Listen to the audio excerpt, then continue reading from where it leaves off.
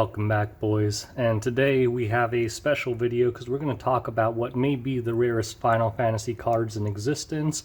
If you know of any rare, let me know in the comments below, but let's compare to some of the other rare cards of Final Fantasy. So of course, for FFTCG fans, the A002 is legendary, estimated to be anywhere from 200 to 1,000 copies on the planet. My guess is probably in the 300 to 500 range. It was only given out at one Dissidia event in Japan, and I think some of them made their way to other countries and they were given out as prizing. But in general, super rare. Then we have the Carddass Gold cards, which we know for a fact there are only 500 sets in the world, but most likely significantly less because some believe that only 250 were given out. And out of those, a lot of them probably got destroyed or lost. So these are top contenders for the rarest cards. But what could be rarer than those? And the answer is these. And you might be going, what the hell are these? Because if you live in the States or anywhere other than Japan, most of you have probably never heard of these cards. So I'm going to pan to the advertisement and I'm going to give you some backstory. So essentially, to promote Final Fantasy VII Remake in Japan, they were going to have a battle train event where I believe they put up like QR codes across various train stations, and it was supposed to be like a big treasure hunt. And you would scan them to get entered for prizes, etc., etc. For anyone who is actually in Japan who wants to clarify more on this, go ahead and comment below. But basically what happened was they were going to give out these as prizes, only 50 of these cards, and there were other prizes like frame art and signed letters, etc. But then COVID happened, so when COVID happened, they canceled that event and changed it to basically a web-only event. And basically they changed the prize to basically, I think, sign up for their Facebook or something, and 77 lucky lottery winners would win these special Final Fantasy VII Remake metallic cards. So basically, there are only 77 sets of these in the world if that advertisement is accurate. Okay, so let's go ahead and open these up. This is how it originally comes.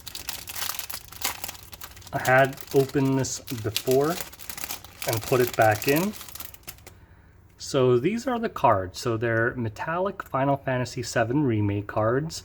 What I'm going to do is I'm going to open the first one and then I'll show you the rest still in their sleeves, because the back of all of them is exactly the same. And I don't want to cut it with scissors yet. And these things are super sticky, so I don't want to deal with it. Okay. I'm going to take it off my other finger because my left finger is probably sticky right now. So, this is what the card looks like out of the sleeve. Very nice, pretty heavy, has like a metallic feel to it. And this is the back of the card, and I did confirm that pretty much every card has the exact same text on the back, or all of them do have the same text on the back. And you notice at the bottom it says not for sale. So these cards are definitely not going to be something that you find in a store or anything like that. So I'm going to go ahead and put this thing back in without touching that horrible glue.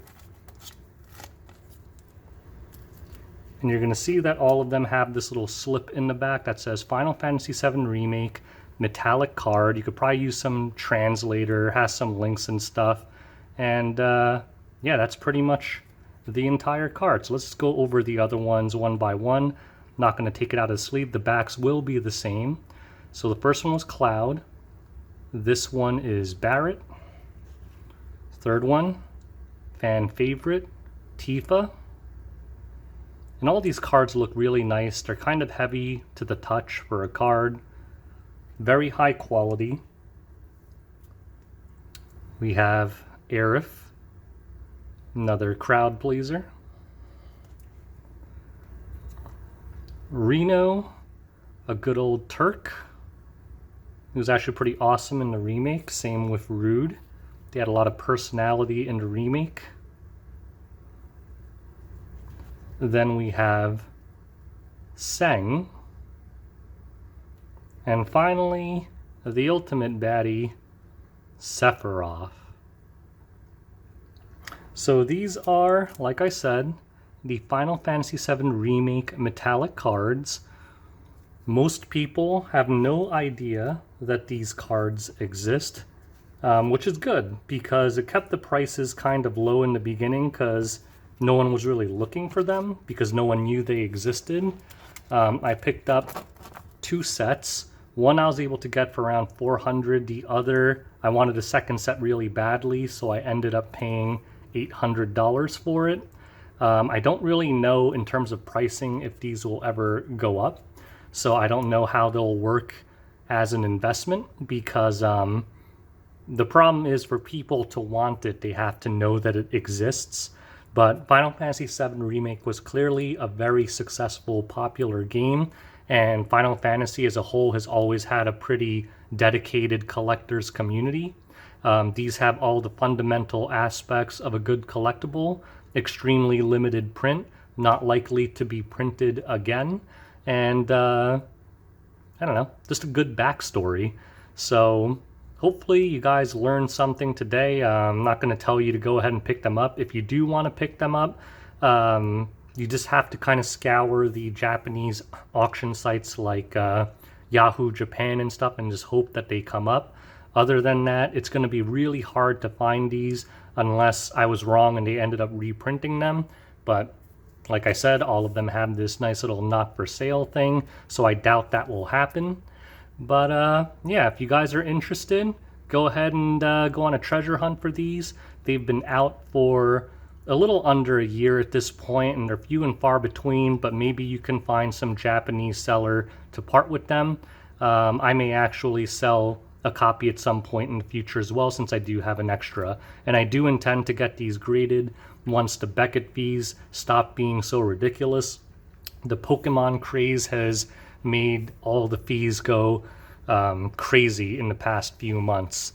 So anyways, I hope you guys enjoyed this video. Hope you guys learned something fun today, and thanks for watching. Till next time, peace out.